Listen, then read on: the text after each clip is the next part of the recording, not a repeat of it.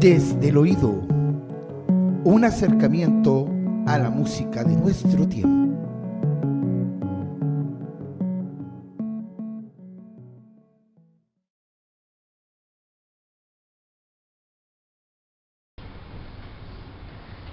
He vuelto a escuchar por vez primera. Bienvenidos a la segunda entrega de Desde el oído, un acercamiento a la música de nuestro tiempo. En esta ocasión vamos a hacer un salto cualitativo y cuantitativo respecto a un fenómeno musical relativamente reciente. Y hablamos precisamente, para introducir esto, voy a partir con un modelo crítico de trabajo. En este caso voy a tomar las palabras de una entrevista a Marcel Duchamp, artista conceptual, neodadaísta, iniciador, digamos, de toda la corriente del siglo XX en términos de artes visuales. A Duchamp se le pregunta precisamente qué opinión le merecen las obras artísticas en el sentido de las bellas artes, en la historia del arte. Y Duchamp coloca una respuesta bastante singular y quiero leerles un extracto de esta entrevista. Dice: en la producción de cualquier genio, pintor o artista, solo hay 4 o 5 cosas que cuentan verdaderamente en su vida. Todo lo demás no es más que el relleno de cada día. Por lo general, esas 4 o 5 cosas sorprendieron en el momento de aparecer. De acuerdo a lo que Duchamp expresa, es un poco también el signo que le ocurrió a toda la generación de músicos vanguardistas desde mediados del 1945 en adelante, es decir, periodo de posguerra, particularmente en los países que estuvieron bajo conflicto en la Segunda Guerra Mundial, que tuvieron que reconstituir, por así decirlo, una escena musical. Y en esta escena musical, que es conocido como la generación de Darmstadt, que vamos a explicar inmediatamente de dónde viene esta denominación o este apelativo, les ocurre lo siguiente: hay todo un periodo de cantación y de búsquedas sonoras que se desarrollan a contar de los años 50, alcanzan su cenit en los 60 y empiezan a consolidar los lenguajes particulares ya en los años 70. Pues bien, esta premisa con la que parte Duchamp, que también podría aplicársele a él mismo, indudablemente, es el signo también que nos va a permitir abrir el campo de conocimiento, por lo menos particular y generalizado también, de un autor muy importante dentro de la escena musical vanguardista, y nos referimos precisamente al músico alemán Karlheinz Stockhausen, de quien tenemos el gusto hoy día de poder hacer un pequeño análisis junto al piano para su obra Mantra de 1970. Para comenzar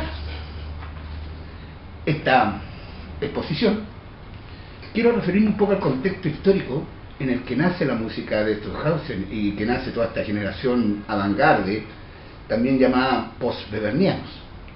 El contexto histórico es muy particular, sobre todo en Alemania. Hemos de recordar que después de la Segunda Guerra Mundial y la caída del nazismo, ocurre todo un proceso de reconstrucción de la sociedad alemana, reconstrucción verdaderamente hecha de ruinas, ya que muchas de las ciudades importantes de Alemania, se entiende Hannover, sobre todo Berlín, fueron bombardeadas, saqueadas y diezmadas en su población civil tras la llegada de las tropas aliadas al derrotar al Tercer Reich alemán. Este escenario bastante desolador también se hace sentir en la cultura y en las artes. Precisamente para paliar o mitigar ese efecto y el efecto de censura que creó también el nacionalsocialismo a partir, digamos, de la proscripción, detención y posterior confinamiento de muchos artistas a campos de prisioneros y campos de concentración por considerarlos arte degenerado, ocurre que se produce un fenómeno muy curioso. Dos importantes gestores culturales alemanes consideran que es necesario volver a rescatar el espíritu musical y el espíritu de las nuevas aventuras artísticas que se están dando y se están desarrollando ya casi a finales de los años 40. Y precisamente en la ciudad de Darmstadt, en Alemania, se inauguran en el año 48 las primeras cursos de verano para generaciones jóvenes y donde se van a presentar también las primeras obras musicales tras la caída del Reich alemán. Estos festivales de nueva música, los cursos de verano, que se empiezan a impartir desde el año 1950, hacen dos tareas importantes a desarrollar. La primera es el rescate de lo que fue la segunda escuela de Viena, que aún no hemos analizado en su profundidad, pero es la escuela que representan los maestros Schoenberg, Alban Berg y Anton Weber, que son los tres puntales de la música o de la nueva música, precisamente con el método de composición dodecafónico. Estas tendencias empiezan a desarrollar nuevos e imaginativos discursos y empiezan a buscar también en otros lugares del mundo algunas relaciones musicales, algunas relaciones timbrísticas, armónicas y melódicas, precisamente de las culturas no occidentales. Pensemos en China, en la India, en Japón. Y figura clave de esto es el profesor y músico Olivier Messiaen, compositor francés que también tendrá un capítulo dedicado a él, pero que sin embargo en este contexto de lo que fueron los cursos de Darmstadt fue el profesor de dos importantes discípulos, y que uno de ellos es justamente Stockhausen, y junto con él el músico joven también en esa época, Pierre Boulez. Estamos hablando de una generación que oscila entre los 22 y 23 años, es decir, estamos hablando de jóvenes prominentes y valores importantes que van a dar ya a conocer sus obras dentro de estos festivales. Stockhausen, en los festivales de Darmstadt, presenta sus primeras obras a partir del año 1951. Es decir, que ya estamos hablando de un compositor que está siendo reconocido a nivel europeo y después, obviamente, internacional. Para entender el trabajo de Stockhausen, será necesario también, por lo menos yo lo que he pensado que puede ser instructivo para muchos de nosotros, quienes envueltos en la vorágine de tantas obras musicales, recordemos que más de 80 obras tiene este caballero, y indudablemente todas bastante diferentes unas de otras. Y para tratar de despejar un poco la madeja de lo que es la experimentación y la fórmula de Stockhausen, quise clasificar 4 etapas importantes dentro de lo que es la discografía y la producción compositiva del autor. Primera parte del año 50 al año 55, donde están las influencias de los estudios musicales, el conocimiento de la música que Stockhausen no alcanza a ver, precisamente que empieza a rescatarse a partir de los cursos de Darmstadt, precisamente Schoenberg y obviamente el maestro insigne que es Olivier Messiaen. Acá tenemos obras importantes como en este disco que aparecen los 3 líderes para alto y orquesta que son del año 50, la sonatina del año 51, Juegos del 52, que estamos hablando justamente de esta primera etapa de consolidación del lenguaje musical de Stockhausen. También obviamente rescatar ahí los trabajos corales. Hay que recordar que Stockhausen parte como director de coro y las experiencias corales marcaron un hito muy importante del trabajo vocal que va a desarrollar años más tarde. Por ejemplo, no dejar de mencionar los coros para Doris Andreu, que fue su primera esposa. Del año 56 al 69 tenemos justamente el trabajo de experimentación y de trabajo mucho más libre, en donde se empieza a cuestionar los valores musicales tejidos hasta el momento y se crea una suerte, digamos, de asociación entre la música y el componente aleatorio, es decir, el componente del azar y las experimentaciones liberadas de los lenguajes tradicionales. Y en esta suerte de experimentación tenemos que decir que Stockhausen lidera en cierta medida también todo lo que es el trabajo electrónico. Y para eso, por ejemplo, esta segunda placa que estoy mostrando, los cantos de adolescentes y la obra Contacto, que son las 2 primeras obras dentro del amplio catálogo electrónico que Stockhausen desarrolla con sonidos ya no producidos por instrumentos tradicionales, sino que por instrumentos electrónicos, y particularmente con ondas musicales o con ondas sonoras que son artificiales. Es decir, se crea una primera acercamiento de la música en el siglo XX a sonidos que son sintéticos, que no están producidos en la naturaleza, sino que las máquinas se pueden encargar de producir y de alternar y de mezclar, etc. Verdaderamente estas son las primeras obras electrónicas como tal, junto con otras que tendríamos que mencionar también, que cada compositor, digamos, en el siglo XX desarrolló también como lenguaje. Pero Stockhausen lidera, por así decirlo, la vanguardia en ese sentido. Y también tendríamos que hablar de los himnos, que es una obra, por decirlo menos, polémico, donde él toma los himnos tradicionales de todos los países y hace un collage sonoro de 1 hora y media de duración, solo para valientes, si es que quieren escucharlo completamente, porque es una obra muy densa desde ese punto de vista organizativo y compositivo.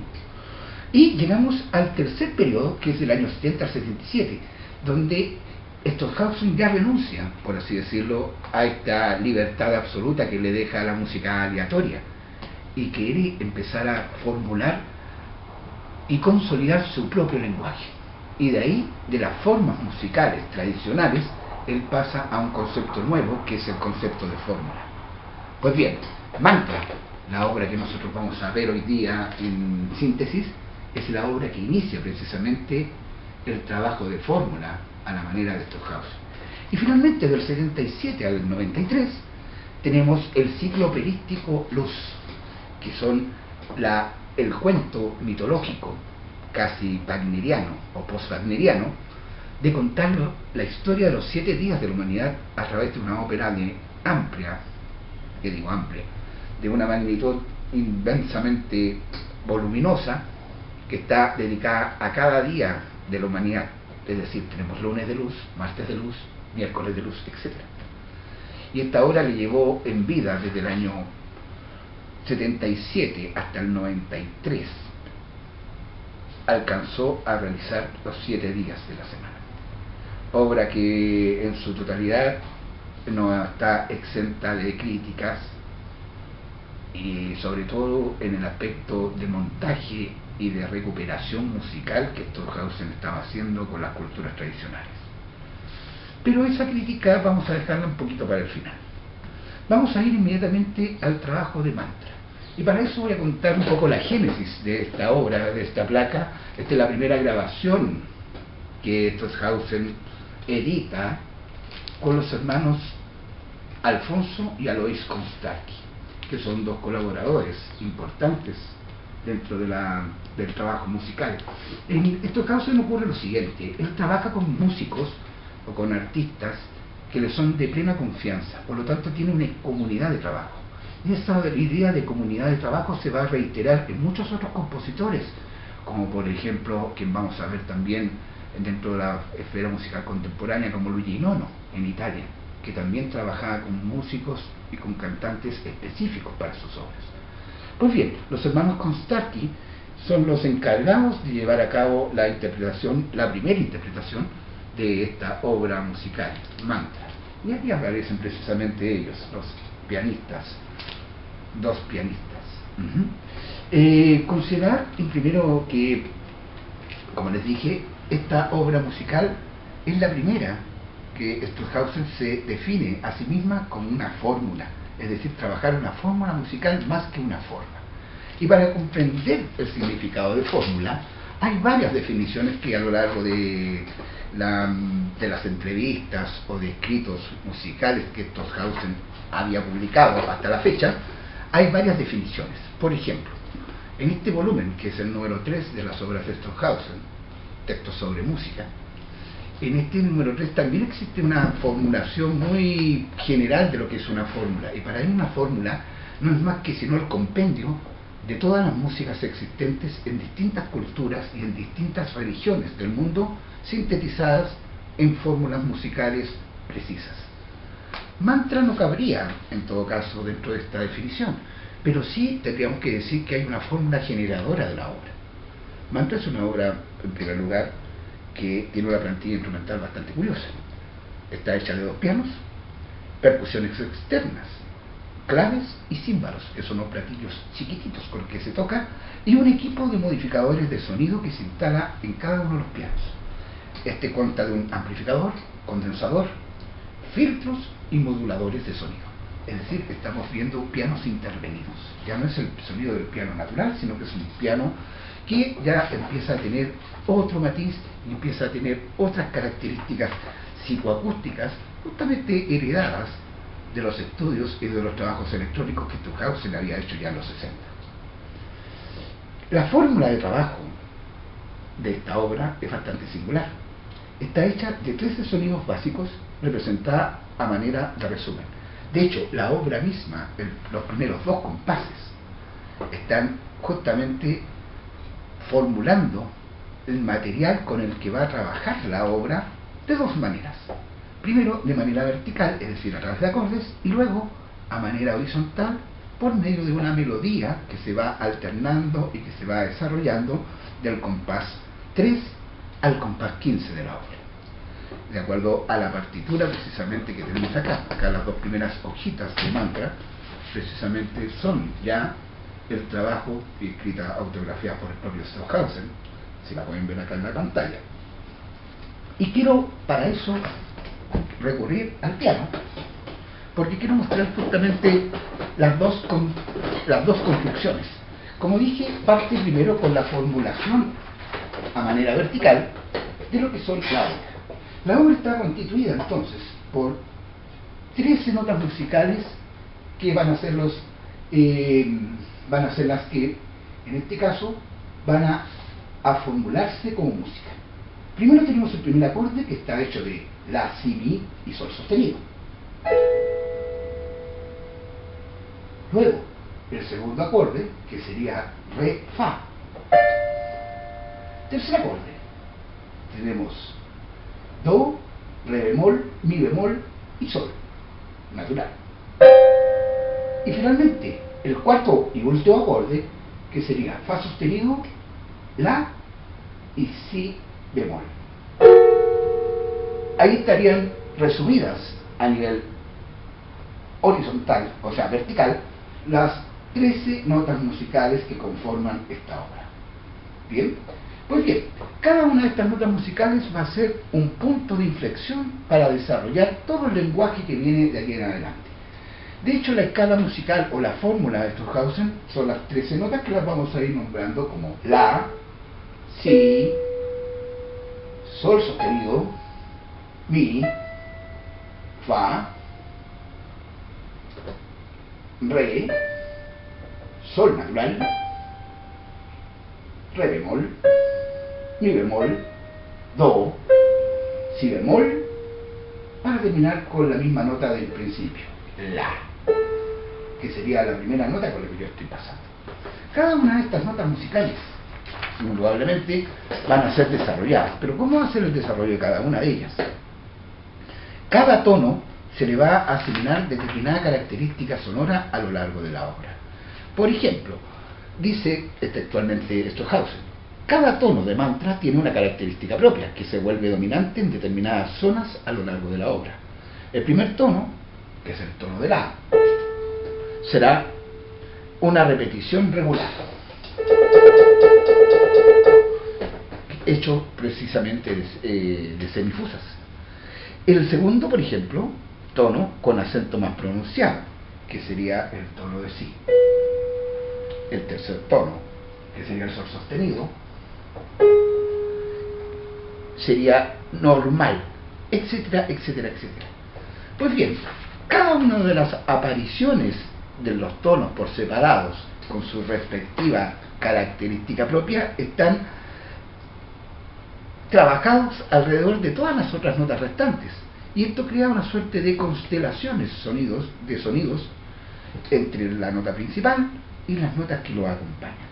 Y así, de una fórmula muy sencilla, que tiene 15 compases, desarrolla una obra musical de hora y media de trabajo. Pues bien, volvemos a la placa original, mantra, y aquí aparece precisamente la formulación por colores de las voces superiores y las voces inferiores, que son el resultado de estas 13 notas o de las 13 fórmulas con las que Stockhausen va a trabajar en esta obra en particular. ¿Qué más podríamos decir respecto a ella? El trabajo que se destaca muy fuertemente es el de manipulación de los sonidos, porque en ningún momento, si bien la obra parte con el La, que aquí sería 440, pero si él la coloca en el La 3, que sería el La de 220 Hz, es decir, en este sonido. Sin embargo, este sonido se va modificando a partir del tiempo, a partir, digamos, de todo el uso de los moduladores, filtros y amplificadores a los que está sometido el piano. La obra nunca se va a escuchar en una tonalidad determinada, o mejor dicho, en el sistema temperado de la música como nosotros lo estamos entendiendo. Para un auditor profano seguramente puede decir, bueno, la obra está completamente no afinada, y la verdad es que no es así, sino que lo que ocurre es que Stockhausen interviene en el material musical e interviene los sonidos a través de operaciones obviamente sonoras muy similares a las operaciones visuales que haría también la vanguardia en pintura o en literatura.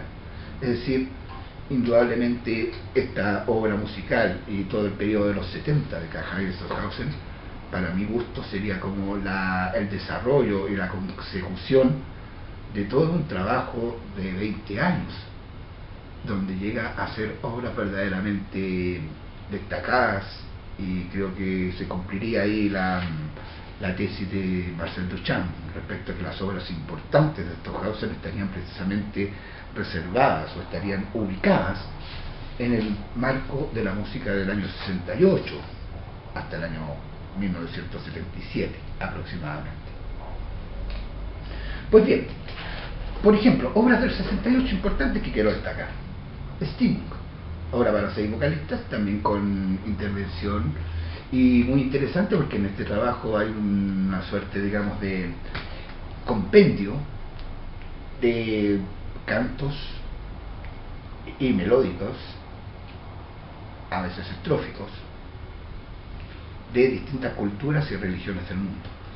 Empieza a haber una especie de búsqueda de sonidos de distintas fuentes no occidentales. Diríamos que se anticipa Stockhausen a todo lo que es la corriente de música del mundo, la world music, que nosotros la conocemos a través, digamos, de los festivales y de las tendencias musicales que fue desarrollando en los años, a mediados de los años 70 y 80, Peter Gabriel, Kate Bush, por ejemplo. Sin embargo, Stockhausen ya está pensando en esa especificidad y trabajo, digamos, artístico y musical que él va desarrollando. Pues bien, no quiero dejar de terminar con Stockhausen sin mencionar la importancia que tuvo dentro de la cultura musical todos los descubrimientos que este compositor realiza, no solo en el campo electroacústico, sino también en el campo compositivo. Indudablemente muchos de los discípulos y personas que tuvieron cursos con él en los años 60, 70 se vieron altamente influenciados, y ahí tengo que destacar indudablemente toda una generación y una corriente de músicos alemanes de un movimiento que se le conoce acá como Krautrock, que es una denominación que puede ser todavía aún discutible para nosotros. Sin embargo, músicos como Holger Zuckey y Richie Smith se vieron influenciados completamente con el trabajo de Stockhausen y lo aplicaron a la producción sonora de bandas bastante singulares como Can, Fausto, Tangerine Dream. No sé si acercarme mucho a Klaus Schulze en ese sentido, aunque Schulze en más de alguna ocasión ha distanciado su participación de la fórmula de Stockhausen, diciendo que precisamente él se considera la antípoda en términos electrónicos de lo que Stockhausen desarrolló. Pues bien, esta sería nuestra segunda entrega. Espero que les haya gustado. Mucho material para ver, mucho material para estudiar y escuchar de Stockhausen, que recomendaría precisamente de estas placas, y no solamente de ellas, sino de cualquier otra obra que ande circulando por estos lares. Como ya les dije, no dejen de apretar el botoncito amigo y nos veremos en una tercera sesión desde el oído.